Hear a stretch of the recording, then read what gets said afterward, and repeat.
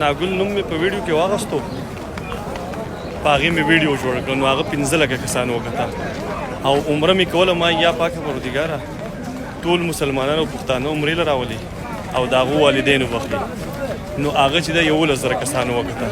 نن سبا دا مسلماني ده او بدنام څوک بیا ارشد.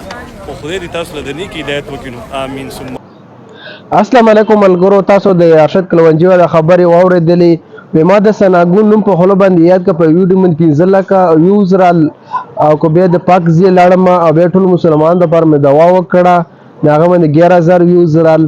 ډېر عجیبه دغه ده. نو ارشد به یې نسا ډېره مې ورته ټول مسلمانان یاد کړي دي، ځکه چې نن سبا سناګل یاد هغه مې 6 لکه ویوزر. ارشد به ستا ډېره مهرباني ته ټولو مسلمانانو ته دعا کړې ده.